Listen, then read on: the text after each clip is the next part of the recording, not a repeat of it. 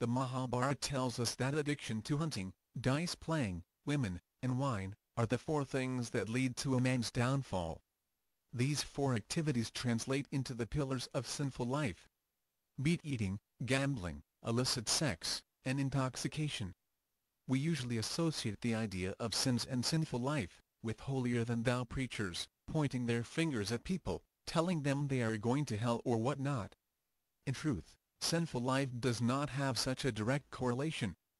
Sinful activity really means anything that will keep us bound in the material world.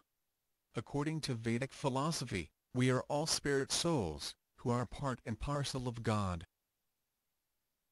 We have entered the material world due to our desire to enjoy it, and to think of ourselves as God.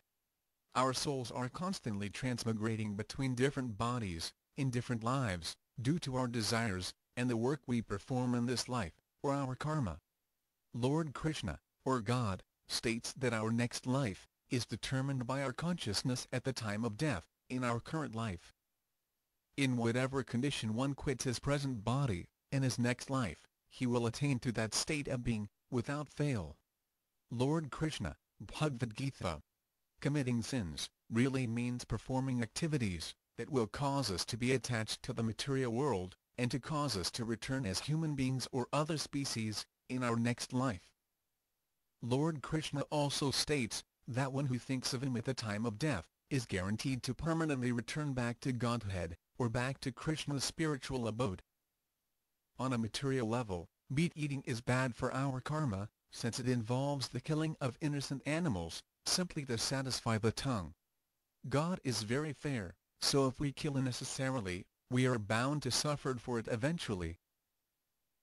On a spiritual level, meat-eating binds us to this material world, since we become addicted to satisfying our senses, namely the tongue and the stomach. The best way to purify one's eating habits is to eat Krishna prasadam as much as possible. Gambling is bad for us, since it entangles the mind in the mode of passion. When playing dice or betting on sporting events, we are constantly on edge. We anxiously await the result of the next game, to see what our potential payout might be. If we lose a bet, we are quick to wager again, hoping for a different outcome. If we win, then our egos get puffed up, and we wager again, raising the stakes, in order to increase the excitement. In this way, we get bound up into material activities, which are in actuality a waste of time. We can achieve an even greater thrill, simply by constantly chanting the holy name of God, in a loving way. Sex life is the highest material pleasure, and also the root cause of most of our grief. Illicit sex life, namely any sex outside the bounds of marriage, or for any purpose other than to create progeny, leads to the most trouble. Teenage pregnancy, single parenthood, abortion, sexually transmitted diseases, divorce, domestic violence are a few of the common problems that are rooted in illicit sex life. God knows that the desire for sex is very strong, so that is why He gave us marriage. Marriage is God's institution where regulated sex life is allowed, so that the husband and wife can focus on their primary duty of serving God together. Intoxication is one of the more obvious sinful activities, because so many people develop addictions to it.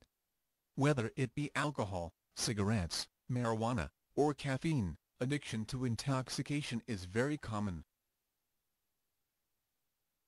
Considering the fact that our senses are impossible to satisfy, it is no surprise that many take to intoxication, in an attempt to break free of the senses. Instead of trying to escape the senses, the Vedas tell us to purify them, through practicing devotional service to God, or bhakti yoga. His Divine Grace A.C. Bhaktivedanta Swami Prabhupada, the foremost teacher of Vedic wisdom in our time, instructs us to completely abstain from the four pillars of sinful life. This seems like a very difficult regulation, but it is not meant as a punishment. In Sanskrit, these penances are referred to as tapasya. Tapasya does not mean ordinary everyday penances.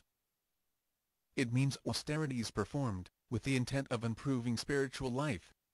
Success in spiritual life requires training and austerities from us, just like in any other discipline. In order to attend college, we had to suffer through 12 years of grade school. Practicing medicine is not allowed until one undergoes long training and passes many exams. Olympic athletes train rigorously for 4 years in order to perform at their peak. Similarly, we have to train ourselves now, so that we may think of God at the time of our death. These regulative principles may seem difficult, but why not give them a try? Do not be discouraged if you are not successful right away. The easiest way to refrain from these activities is to always keep yourself engaged in God's service, wherever you are, and whatever you may be doing. Keep chanting Hare Krishna, Krishna Krishna, Hare Hare, Hare Rama, Rama Rama, Hare Hare, and you will be guaranteed of success.